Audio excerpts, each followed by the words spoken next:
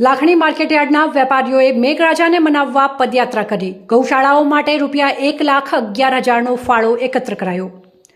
બનાસકાંઠા જિલ્લામાં અસહ્ય વિલંબ બાદ સાર્વત્રિક વરસાદ થયો છે, પરંતુ લાખણી તાલુકો હજી સુધી વરસાદથી વંચિત રહી ગયો છે। તેથી મેઘરાજાને મનાવવા લાખણી માર્કેટયાર્ડના વેપારીઓ અને મહેતાજીઓએ પદયાત્રા કરી મા હિંગળાજને વરસાદ માટે પ્રાર્થના કરી હતી, તેમજ રસ્તામાં ગૌશાળાઓમાં નભતી અબોલ ગાયો માટે ફાળો પણ ઉઘરાવ્યો હતો।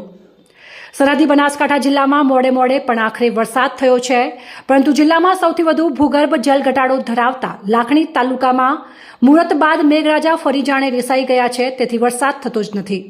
તાલુકાની પ્રજા ખેતી અને પશુપાલન પર આધારિત છે, ત્યારે વરસાદ ખેંચાઈ જતા આમ પ્રજા સાથે અબોલ જીવો પણ આકુળ વ્યાકુળ થઈ ઉઠ્યા છે, જેને લઈને ચોમેર અમંગલનો માહોલ છવાયો છે।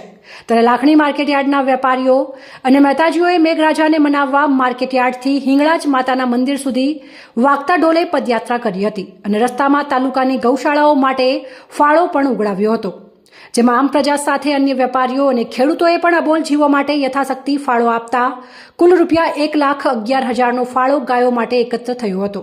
ત્યારબાદ મા હિંગળાજના ધામે પહોંચેલા વેપારીઓ અને મહેતાજીઓએ માતાજીના દર્શન કરી મેઘરાજાને મનાવવા અરજ ગુજારી હતી, તેથી આમ પ્રજામાં વરસાદ થવાની આશા બંધાઈ છે।